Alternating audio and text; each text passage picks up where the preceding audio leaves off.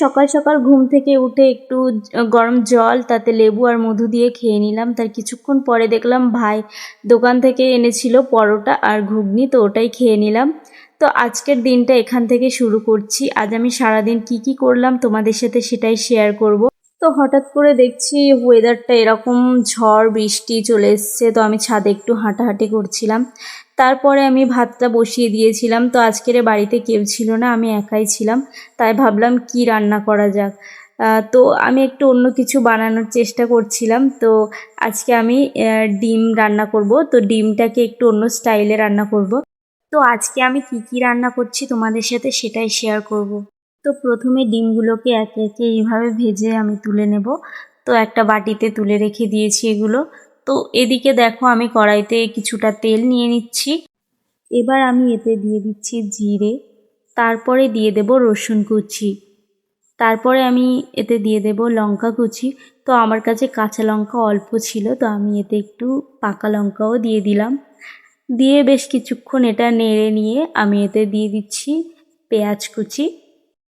পেঁয়াজটাকে বেশ কিছুক্ষণ ভাজতে হবে।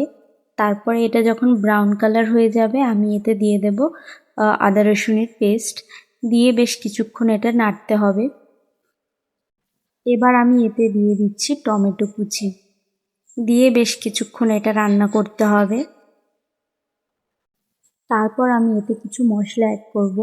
দিয়ে দিচ্ছি লঙ্কার গুঁড়ো, হলুদ গুঁড়ো, জিরে গুঁড়ো, ধনে গুঁড়ো। দিয়ে দেব স্বাদ মতো লবণ। দিয়ে বেশ কিছুক্ষণ নাড়তে হবে। তারপরে আমি এতে অল্প অল্প করে জল দিয়ে এটা আমি বেশ কিছুক্ষণ এটা কষাবো। এতে আবারও একটু জল দিয়ে দিচ্ছি। দিয়ে বেশ এটা ভালো করে এটা কষিয়ে নিতে হবে। তো তারপর এতে আমি পরিমাণ মতো জল দিয়ে দিচ্ছি। দিয়ে এটা বেশ কিছুক্ষণ রান্না করার পরে এটা ফুটে উঠবে। তারপরে আমি এতে একে একে ডিমগুলোকে দিয়ে দিচ্ছি।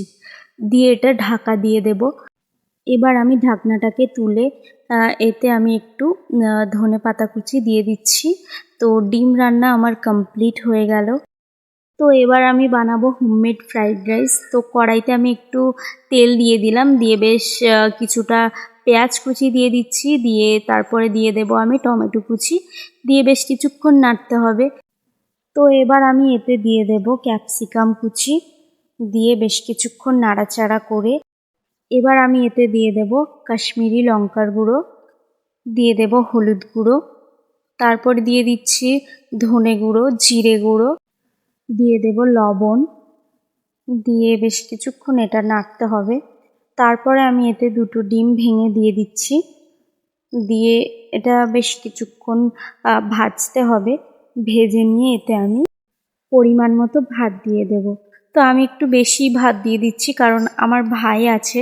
আমার ভাইও এখন বাড়িতে নেই, তবে ও এসে ও খাবে। তো ওই জন্য একটু বেশি করেই নিয়ে নিচ্ছি। তো এবার আমি ভালো করে এটা মিক্স করে নেব।